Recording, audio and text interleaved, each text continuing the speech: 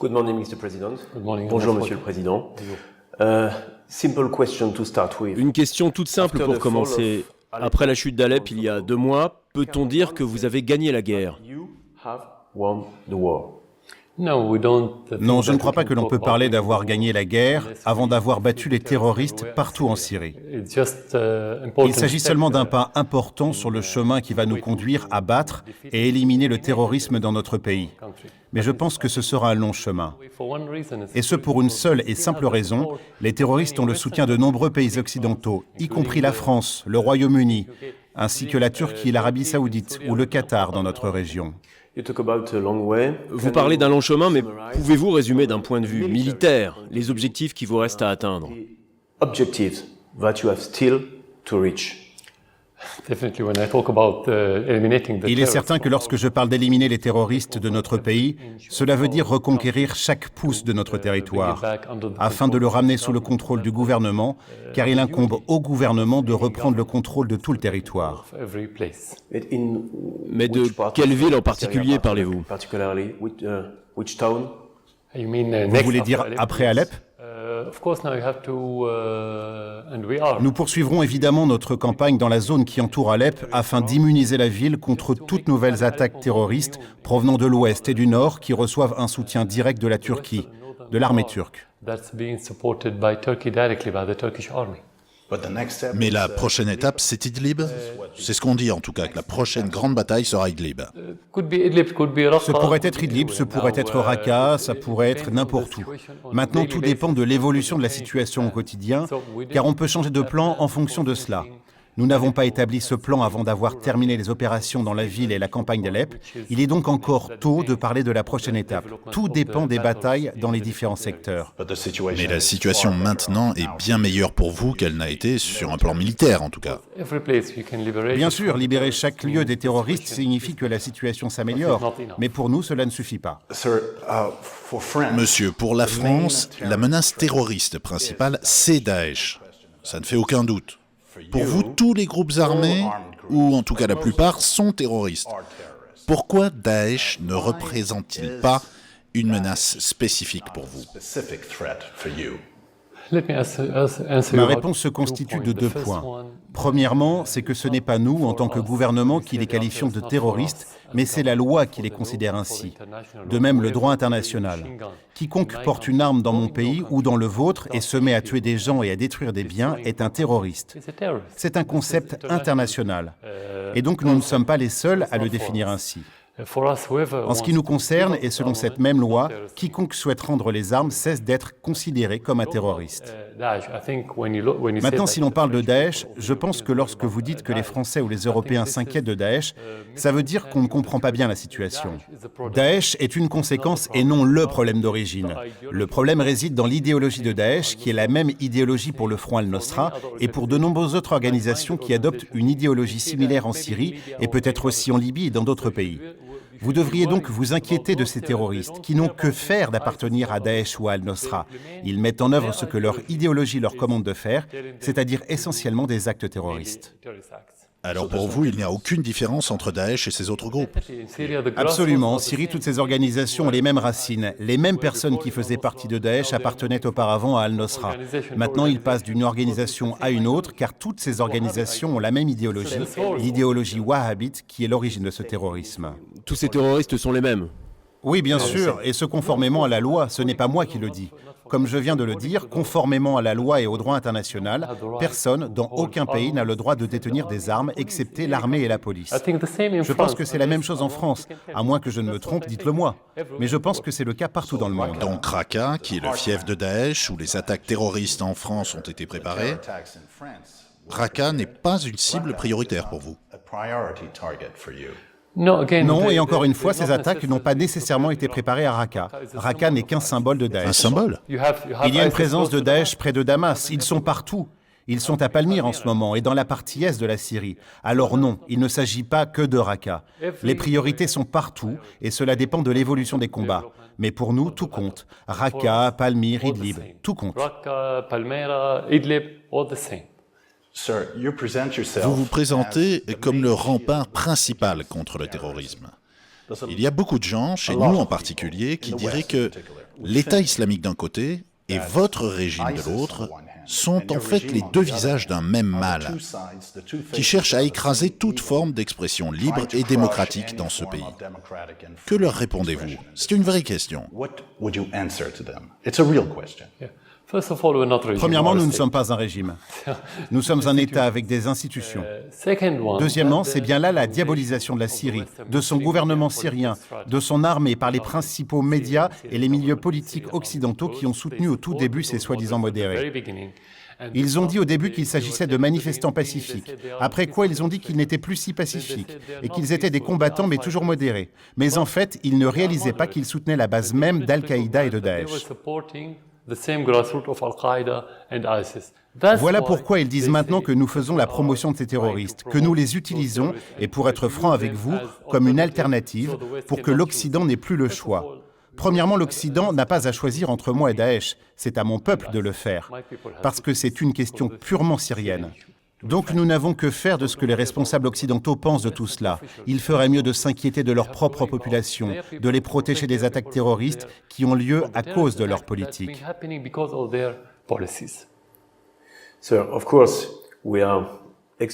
Monsieur, bien sûr, nous sommes extrêmement choqués, et en particulier en France, par les horreurs du terrorisme. Mais nous sommes aussi horrifiés par ce rapport d'Amnesty International, publié il y a quelques jours, la semaine dernière. Il s'agit de la prison de Sednaya. C'est pas très loin d'ici, pas loin de Damas. 13 000 prisonniers exécutés, des pendaisons massives, des actes de torture. Amnesty parle, et là je lis le rapport, d'un lieu où l'État syrien massacre silencieusement son propre peuple. Monsieur le Président, tout est-il permis pour gagner une guerre? Pouvez-vous faire ce que vous voulez? Non, tout est légal. Vous ne pouvez pas faire n'importe quoi. Mais d'après le rapport d'Amnesty, nous ne sommes pas dans la légalité. Non, il y a une différence entre le fait dont on parle, vous et moi, des faits en Syrie, ou au contraire d'allégations. Si vous voulez évoquer des allégations, on peut passer énormément de temps à le faire car les allégations sont interminables. Tout le monde peut dire ce qu'il veut et peut en discuter. Mais dans ce cas précis, on ne parle pas de faits. Maintenant, si vous voulez parler d'Amnesty International, allons-y. Parce que c'est une organisation mondialement connue. Il est honteux qu'elle se mette à bâtir un rapport sur la base de simples allégations. Si vous venez devant un tribunal dans votre pays, et vous en avez des tribunaux, vous avez un système judiciaire. Est-ce que ce tribunal prendrait une quelconque décision sur la base d'allégations ou est-ce qu'il exigerait des preuves? Ce rapport est bâti sur des allégations. Pas un seul document, pas une seule preuve. Ils n'ont même pas parlé de 13 000 morts, ils ont dit entre 5 000 et 13 000. On passe du simple au double. Cela veut dire qu'il n'y a pas de précision.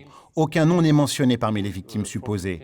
Sur ces milliers, il n'y en a que 36. Et il y a plusieurs lacunes. Ils ont dit par exemple que le grand moufti avalise les exécutions. Or, les personnalités religieuses en Syrie n'ont strictement rien à voir avec la procédure judiciaire. La peine de mort est légale en Syrie. Cela fait partie du droit syrien depuis l'indépendance. Le gouvernement a donc le droit d'exécuter n'importe qui, conformément à la loi. Pourquoi le ferait-il alors de manière illégale? Mais vous pouvez affirmer qu'on ne pratique pas la torture dans cette prison de Sednaya, comme Amnesty le dit? La question est, pourquoi torturer? Je veux dire commettre des actes de torture. Pourquoi? Dans quel but? Qu'est-ce que nous y gagnons? Juste par sadisme? Sommes-nous des sadiques? Pourquoi le ferions-nous? Pour obtenir des informations? Nous avons toutes les informations qu'il nous faut. Donc nous ne recourons pas à la torture. Ça ne fait pas partie de notre politique. Pour une simple raison, si nous commettons de telles atrocités, cela sera dans l'intérêt des terroristes et fera leur jeu. Et ils seront les gagnants. Or, il s'agit de gagner les cœurs dans la population syrienne. Si nous avions commis de telles atrocités à n'importe quelle étape de ce conflit, nous n'aurions pas le soutien populaire que nous avons au bout de 6 ans. Mais si l'on revient à ces rapports, il n'y a pas un seul fait précis. Il faut qu'ils apportent des preuves et ils ne peuvent pas le faire.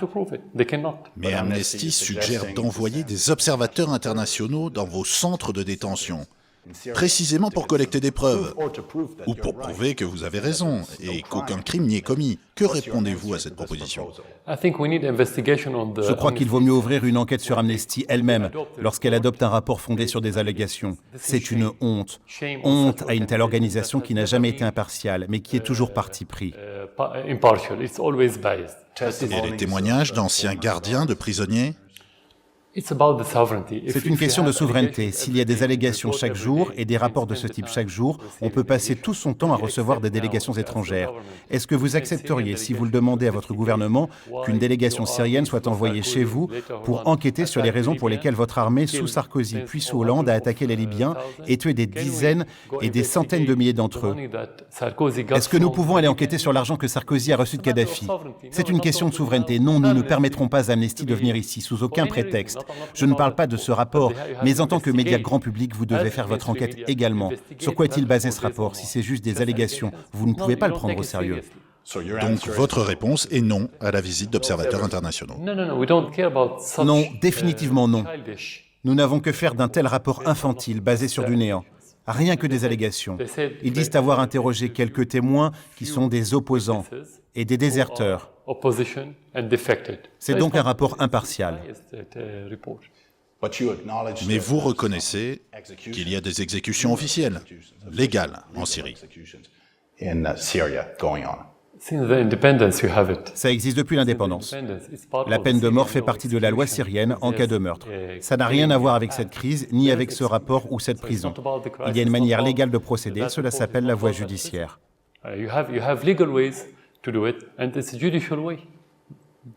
So let's talk about the relation between France. Parlons maintenant des relations entre la France et la Syrie. D'ici quelques semaines, un nouveau président sera élu en France. Et parmi les débats que nous avons chez nous, il y a celui qui concerne la reprise du dialogue avec votre gouvernement. Est-ce que vous espérez une relance des relations diplomatiques avec la France ? Ce qui est important, ce ne sont pas nos relations diplomatiques. Il s'agit essentiellement et en premier lieu de la ligne politique de la France. Si nous n'avons pas de relations diplomatiques, ce n'est pas un gros problème pour le moment. Même si pour le long terme, il faudrait avoir de bonnes relations avec n'importe quel pays, y compris les relations diplomatiques. Eh bien, parlons de la ligne politique de la France. Exactement. La politique de la France, depuis le premier jour, a consisté à soutenir les terroristes en Syrie et est directement responsable des tueries dans notre pays. Mais comment pouvez-vous dire cela? C'est une accusation très sérieuse contre la France. Comment pouvez-vous dire que la France soutient le terrorisme? Ce sont eux qui le disent. Je ne les accuse pas. Ils ont dit à plusieurs reprises avoir soutenu la guerre. Hollande a même récemment déclaré que cela avait été une erreur de ne pas avoir déclenché la guerre en 2013. Ce sont eux qui ont envoyé de l'armement à ce qu'ils appellent des groupes modérés et qui sont en fait des terroristes. Ce sont eux qui l'ont dit, pas moi. Les Américains ont tenu les mêmes propos, les Français aussi. Alors si vous revenez aux déclarations de vos dirigeants durant ces 2, 3 ou 4 dernières années, vous trouverez bien plus d'une déclaration faite par des responsables français. Ils s'accusent eux-mêmes. François Hollande est sur le point de quitter le pouvoir en France. Et vous, vous êtes toujours là. Avez-vous d'une certaine façon remporté ce bras de fer qui vous opposait à François Hollande ? Il ne s'agit pas de moi et de lui. Il n'y a rien de personnel là-dedans. Je ne l'ai jamais rencontré. Pour être franc, je ne me soucie aucunement de lui. Et avec ses 11% de popularité, ce que je pense s'appelle toucher le fond comme jamais aucun de ses prédécesseurs dans l'histoire de France.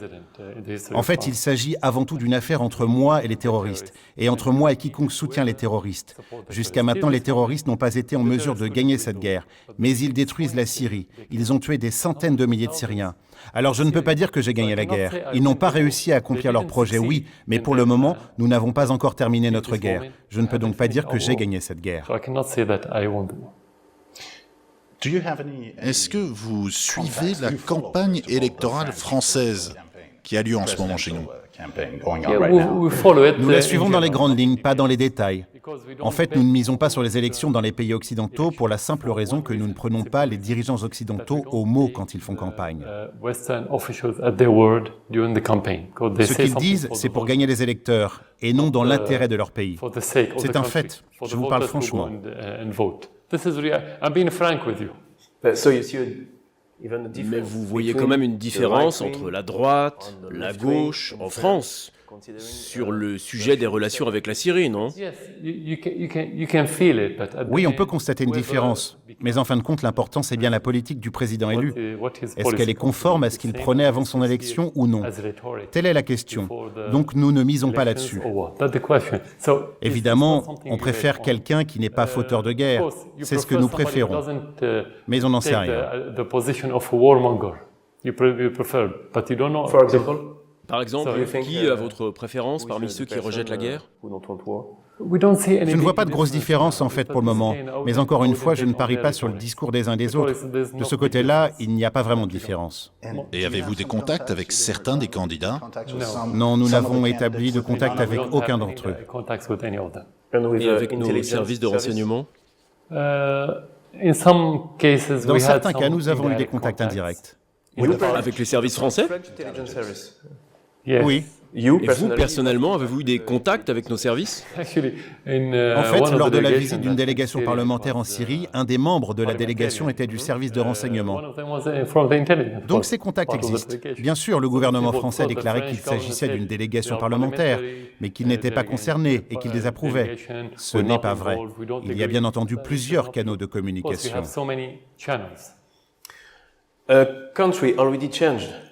Un pays a déjà changé de président. Ce sont les États-Unis.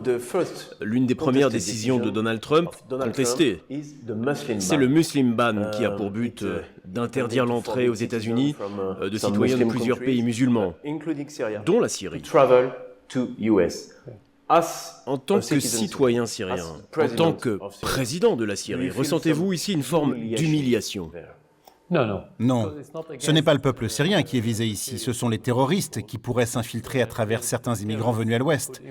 Et cela s'est déjà produit en Europe, notamment en Allemagne, et il risque de se reproduire aux États-Unis. Je pense que le but de Trump est d'interdire l'entrée à ces gens-là. Alors il s'y est pris à sa manière. Ensuite... Alors il s'est pris de la bonne manière? Non, je parle de quelque chose sur lequel on peut être d'accord ou non en tant que personne, mais en tant que président, je ne m'inquiète pas là-dessus. Mon souci à moi, c'est de pouvoir rapatrier les Syriens en Syrie, pas de les envoyer aux États-Unis. Je ne serais pas heureux de les voir émigrer vers d'autres pays. Ce qui me rend heureux, c'est qu'ils puissent revenir en Syrie, parce qu'ils veulent y revenir, car la majorité des Syriens est partie à cause du terrorisme et en raison de l'embargo occidental. Alors si je veux agir sur cette décision, je demanderai à Trump et aux pays occidentaux de lever l'embargo et d'arrêter de soutenir les terroristes. Il n'aurait alors plus de problème sur ce point, il n'y aurait ni immigrants ni terroristes qui s'infiltrent parmi les immigrants. Par ailleurs, et c'est un autre point important, ce n'est pas parce que l'on se soucie du sort des Syriens ou d'autres pays qu'on soulève tout ce tapage autour des décisions de Trump. C'est parce qu'on veut utiliser notre cause ou notre problème ou notre conflit pour alimenter leur conflit avec Trump. D'autres décisions ont été prises par Obama il y a quelques mois sur le même sujet. Les médias dominants aux États-Unis n'en ont pas parlé. Ils ont seulement commencé à en parler lorsque Trump a fait son annonce d'une manière aussi flagrante. Oui, donc vous vous sentez plus à l'aise, vous, avec Donald Trump qu'avec Barack Obama? Non, je ne peux me sentir à l'aise que lorsque j'aurai vu sa politique vis-à-vis de la Syrie. Je ne l'ai pas encore vue. Encore une fois, il faut être prudent avec chaque dirigeant occidental parce qu'ils peuvent dire une chose le matin et faire le contraire le soir. Ou faire une chose le matin et son contraire le soir. Ils ne s'engagent pas, ils sont très pragmatiques, au point de marchander leurs valeurs. Je dirais plutôt que leur politique ne repose pas sur les valeurs. Il y a au moins quelque chose qui n'a pas changé jusqu'à présent, c'est le désengagement continu des Américains dans cette région. C'est assez évident. Une deuxième série de négociations sur l'avenir de la Syrie débute par exemple en ce moment à Astana, au Kazakhstan. Et c'est assez frappant, les pays occidentaux sont totalement hors jeu, ils sont absents du tableau. Est-ce vraiment une bonne chose pour l'avenir des négociations et les perspectives de paix dans la région? Non, plus le soutien d'un processus politique est grand, mieux c'est. Mais les pays occidentaux qui ont été impliqués dans ces processus, notamment la France et le Royaume-Uni, ont perdu une chance d'accomplir quoi que ce soit à Genève et à 2 reprises. Ils n'ont rien réussi parce qu'ils soutenaient précisément ces groupes représentant le terrorisme contre le gouvernement. Leur but n'était pas de faire la paix en Syrie. Ils voulaient plutôt utiliser le cadre de l'ensemble du processus pour atteindre leur but. Mais le fait que la destinée du Moyen-Orient soit parrainée par 2 pays, l'Iran et la Russie, qui n'ont pas un bilan démocratique fantastique, est-ce une bonne chose? Encore une fois, plus il y a de pays impliqués, mieux c'est. Ce n'est pas seulement notre vision des choses, c'est aussi celle des Russes. D'ailleurs, ils ont invité de nombreux pays à y participer et à les aider à combattre le terrorisme et à soutenir ce processus politique. Cependant, les Occidentaux se sont isolés, mais pas l'Iran ni la Russie. Les pays occidentaux étaient très passifs vis-à-vis de ces initiatives. Par exemple, où sont-ils par rapport à Astana? Les Russes leur ont-ils dit de ne pas venir? Non. Ce sont eux qui ont choisi de ne pas y participer. Donc l'Iran et la Russie sont des promoteurs de paix et les Occidentaux des fauteurs de guerre, c'est ça? Exactement, à 100%. 100%. Continuons à parler de la Russie. Est-ce que vous diriez que Vladimir Poutine est, en fin de compte, le vrai décideur dans la région, et même dans votre pays, en Syrie? Non, il ne l'est pas. En Syrie, c'est nous qui prenons les décisions. Quant aux autres pays, je ne peux pas parler en leur nom. Les Russes respectent notre souveraineté à chaque étape qu'ils ont franchie, qu'elle soit d'ordre stratégique ou tactique, ce fut en coopération avec la Syrie. Ils n'ont jamais rien fait sans nous consulter. Ils fondent leur politique sur des valeurs et sur leurs intérêts, notamment en ce qui concerne la lutte contre le terrorisme. Alors non, nous sommes les décideurs. Mais diriez-vous que sans la Russie, votre gouvernement se serait effondré il y a déjà longtemps? C'est une question purement hypothétique. Personne ne peut prévoir les résultats de la guerre, car par définition, la guerre est fluctuante. Bien entendu, il est sûr que sans le soutien des Russes, les choses auraient été pires. Mais jusqu'à quel point, nul ne le sait. Je ne peux pas vous dire si le gouvernement aurait tenu ou se serait effondré. Mais il est certain que le soutien des Russes a été crucial dans l'affaiblissement de Daesh et du Front al-Nosra. Parce que ces groupes s'étaient mis à s'entendre quand la coalition américaine a commencé ses attaques, sa campagne cosmétique. Et ils ont progressé jusqu'à ce que les Russes sont intervenus et les ont poussés à se rétrécir. C'est une réalité, c'est un fait.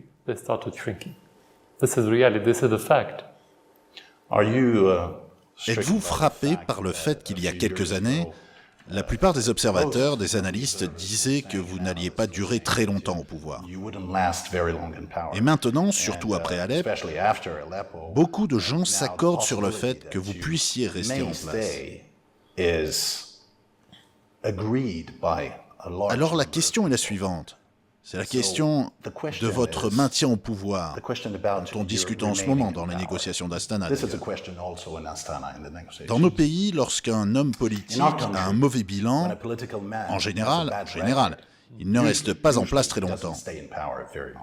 Après 17 ans au pouvoir, 6 années de guerre, plus de 300 000 morts, un pays détruit et divisé, diriez-vous que, sur un plan moral, et non pas sur un plan légal, mais bien moral, diriez-vous que ce bilan vous autorise à rester au pouvoir, quelle que soit l'issue des négociations en cours?